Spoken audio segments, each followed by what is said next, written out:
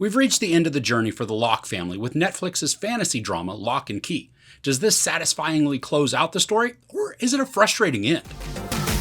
The Locke family uncovers more magic within Keyhouse, while a new threat, and probably the most dangerous one yet, looms in Matheson with plans of his own for the keys. So this is the final season of the comic book series by Joe Hill and Gabriel Rodriguez that's been adapted for Netflix. Now in the previous season, the Lockes battled Dodge and a demon while Tyler struggled with approaching the age where he just forgets magic. There were tragedies, leaving some emotional scars, and then at the end, Tyler leaves Keyhouse to gain some closure. Nina also regained her memories about the keys, helping to strengthen her relationship with her kids, and then also allowing her to help them solve issues brought about by those keys. In this season, we follow more of Gideon, who's played by Kevin Durant. Now, he's the revolutionary soldier who is embodied by a very powerful demon. He's looking to cause all sorts of havoc if he can get his hands on all of the keys.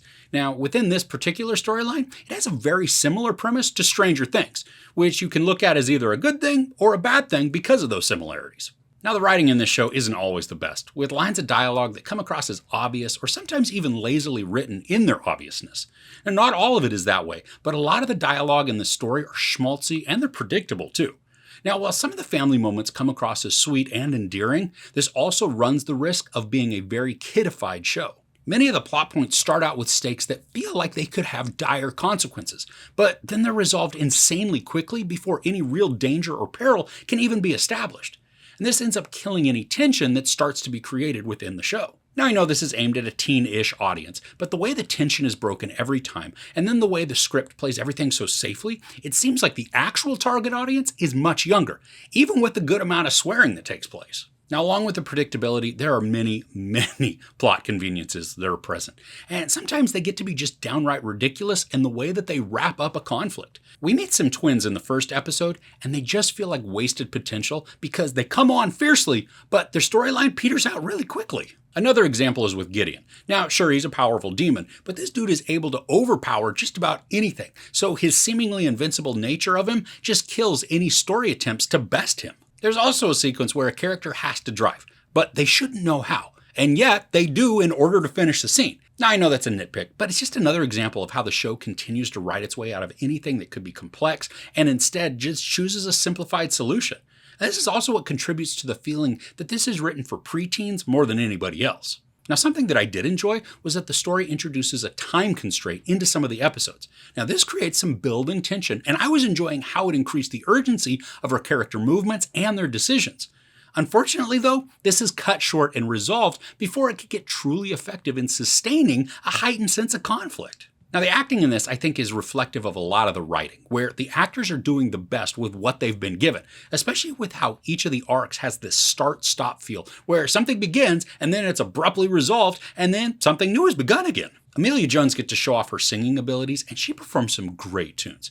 She and some of the Savinis do this a cappella version of Jimmy Eat World's Hear You Me. Now, my only complaint with this is that they don't get to sing enough of it. I loved the harmonies, and I just wanted to hear more of it. Now, Connor Jessup, who plays Tyler Locke, he just continues to frustrate me. I mean, his character is broken and sad, but he constantly comes across like he's searching for his lines, or maybe just the way that he's supposed to be reacting in a scene. I just don't think the direction that he was getting was effective in giving us the full scope of his character. Now, the special effects that are utilized in this are a mixed bag in their effectiveness. Now, sometimes they looked pretty good, especially in their transitions. When we watch Kevin Durant's Gideon get really angry, his face will transform from that of a human to that of something much scarier. And I thought these effects were really effective and they're executed well.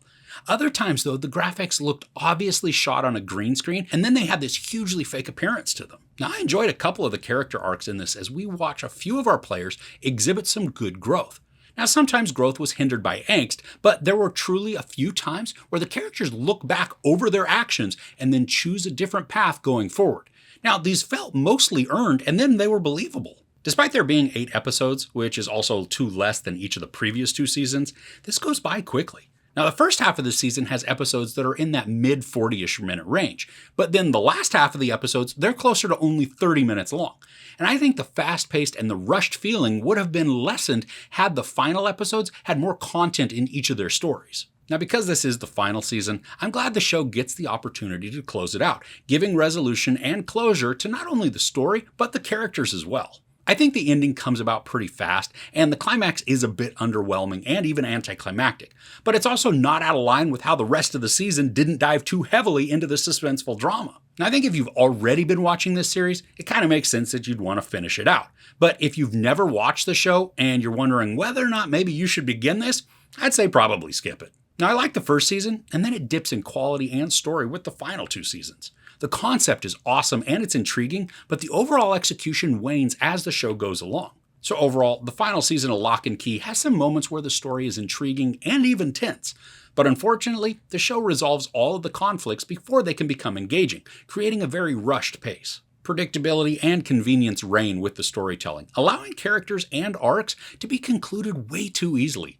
And while some of the special effects look good, others are keenly not effective, making the green screen usage all too noticeable. The acting is also mixed for me, but I'm choosing to believe that's a result of the simplified scripting and the episode direction. But at least this series has the opportunity to resolve its storyline and then provide closure as it ends, instead of leaving us hanging right in the middle of the narrative. There's no sexual nudity, a bunch of profanity, and a lot of violence. I give Season 3 of Locke & Key, hey, I rhymed, 2.5 out of 5 couches. So, are you a fan of this show? Do you have a favorite character? Let me know in the comments below. If you enjoyed this review, please give it a like. Also, don't forget to share and subscribe. I'm Chris. This is Movies and Munchies. Thanks for couching with me.